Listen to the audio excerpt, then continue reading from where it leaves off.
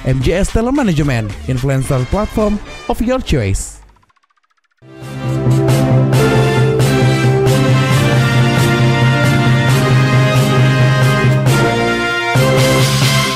Sudah ada investor menakar pastikan karyawan Sritex akan kembali bekerja dalam 2 minggu. Menteri Ketenagakerjaan Yasirli mengungkapkan bahwa ex-pekerja PT Sri Rejeki Isman Tbk atau Sritex akan segera dipekerjakan kembali dalam 2 minggu ke depan. Pernyataan ini disampaikan menyusul kabar baik dari kurator PT Sritex yang memastikan adanya investor yang berminat untuk mengambil alih aset perusahaan yang telah resmi tutup pada 1 Maret 2025 ini. Kementerian Ketenagakerjaan juga mengapresiasi berbagai komitmen dan langkah yang dilakukan oleh kurator seperti yang tadi sudah disampaikan bahwa dalam 2 minggu ke depan pekerja akan dipekerjakan kembali. Hal ini tentu bisa memberikan ketenangan kepada para pekerja yang terkena PHK.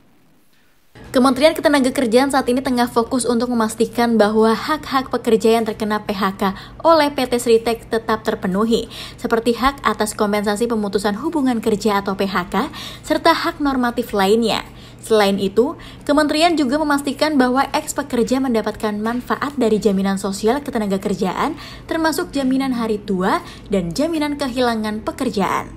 Saat ini, Kementerian Ketenagakerjaan sedang mengawal hak-hak pekerja PT Sritex Group berupa hak atas kompensasi PHK dan berbagai hak normatif lainnya agar tetap terpenuhi. Selain itu, Kementerian Ketenagakerjaan juga akan mengawal agar hal PT Sritex Group atas manfaat jaminan sosial ketenagakerjaan termasuk jaminan hari tua JHT dan jaminan kehilangan pekerjaan atau JKP dapat terpenuhi. Sehingga diharapkan JHT dan JKP tersebut bisa segera dimanfaatkan oleh para pekerja. Kurator PT Sritex Nurma Sadiki menambahkan bahwa tim kurator telah membuka opsi penyewaan alat berat milik Sritex.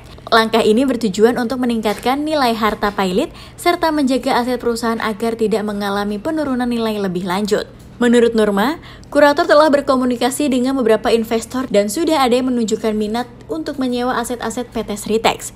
Dalam 2 minggu ke depan, hasil dari komunikasi tersebut akan diumumkan. Saya mewakili tim kurator. Saya akan menyampaikan bahwa dari kami tim kurator telah membuka opsi untuk penyewaan alat berat, yang mana opsi ini untuk meningkatkan harta pilot dan menjaga aset agar tidak turun nilainya.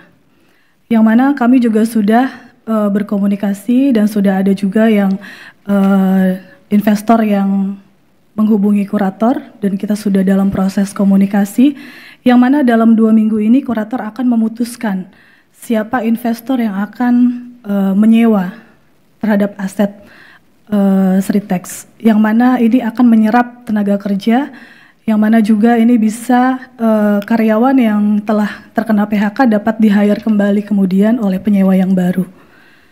Dan juga kurator akan berkomitmen untuk membayarkan hak-hak daripada buruh, yang mana pada saat ini sedang dalam proses pendaftaran tagihan, yang mana di situ terdapat dari hak-hak buruh, termasuk dengan pesangon dan juga hak-hak lainnya.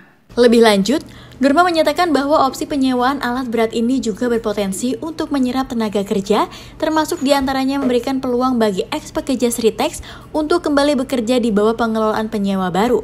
Hal ini diharapkan dapat memberikan solusi bagi pekerja yang terkena dampak dari penutupan perusahaan. Sebagaimana diketahui, PT Sri Rejeki Isman Tbk yang merupakan salah satu perusahaan tekstil terbesar di Indonesia telah memutuskan untuk menghentikan seluruh operasionalnya pada Sabtu 1 Maret 2025. Keputusan ini diambil setelah perusahaan mengalami kesulitan finansial yang parah dan tidak mampu membayar hutang. PT Sritex terpaksa dinyatakan pilot melalui rapat kreditur kepilotan yang digelar pada Jumat 28 Februari 2025.